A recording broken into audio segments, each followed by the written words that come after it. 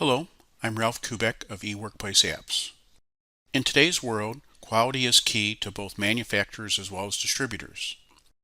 This recording is meant to answer the questions, why a quality management system, QMS, as well as provide an introduction to the quality management suite for Acumatica powered by eWorkplace Apps. Why QMS? First, there are internal quality needs, such as the need to test material and products to ensure they meet specification, prevent items from being used or made that do not meet specifications, quarantining, gating operations, document standard operating procedures have been followed, that there is a non-conformance and corrective and preventive action process to document what happens and improvements that need to be made when a failure occurs, analyze vendors, and control approved vendor list. Second, the QMS system needs to be integrated into the other control system the company uses, such as its ERP system. It needs to be automated, simple to use, and eliminate duplicate entry and ensure there is one version of the truth. Third, there are customer and industry requirements. Some customers require more than a quality product. They require certificates of analysis or compliance, want certain testing to be done, and you also need to control issues raised by those customers. There are industry requirements related to recall and traceability, digital records, control of non-conformance and corrective actions. Lastly, there are regulatory requirements that must be adhered to, and you see the alphabet soup of just some of those standards and their related industries. To meet these requirements requires a robust and complete ERP solution, not just a quality module. In Acumatica, many aspects of quality are addressed within the core ERP solution. User security, audit trails, engineering change control, approval maps, and many more. What about the QMS offering? There are 5 pillars of the QMS suite for Acumatica. First, ensure an item product meets its defined specifications. We do this by allowing items to be tested from the time it is received until it is shipped, and even support stability testing. Second, document standard operating procedures have been followed. We do this by allowing users to create checklists tied to ERP transactions, a PO receipt, production processing, etc., to document what was done, when, and by who. Third, documents tools, machines, and assets have been tested and meet defined specifications. Fourth, a non-conformance and corrective action process to document what happens when there are failures. Lastly, a vendor certification process. Have a process to document what requirements need to be met to provide an item or group of items. While there are separate recordings regarding the setup of QMS and each major area, receiving, production, shipping, etc., let's take a quick look at the QMS solution. First, let us talk about vendor certification.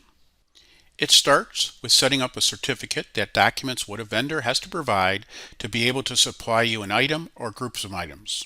Let's look at what I think might be required to be a UL certified supplier. You might need a certificate number and a date of issue, as well as confirm they've sent you certain requirements. These are user-defined fields, so you could add your own requirements. I'm going to add they need my stuff and make it alphanumeric. In the detailed recording on this feature, you will see how this certificate gets linked to an item class, and the vendor, and when entering a purchase order, the system validates that the vendor has the required certificates and they're current. Next, let's look at a tool. Here you can see you could define the tests that need to perform and when to ensure a tool meets its defined specifications. Note there could be different tests required for a day or each week, month, or year. Again, there is a recording that provides more details regarding the solution in this area. Last, let's take a quick look at a PO receipt, where you could see features related to documenting standard operating procedures, quarantining items, testing an item, and in the case of a failure, create a non-conformance. Let's go into purchasing and create a purchase order receipt for an item called demo. Now let's release the purchase order, receive it. We get a message. We get a message that there's a standard operating procedure, a checklist, in which someone from QC needs to go out. They have to indicate that the truck is clean and it's the correct temperature.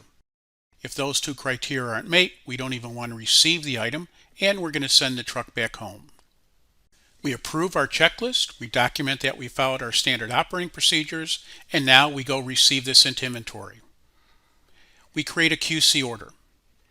We're going to talk about a QC order in a great amount of detail in other recordings. It is a key element of the QMS system.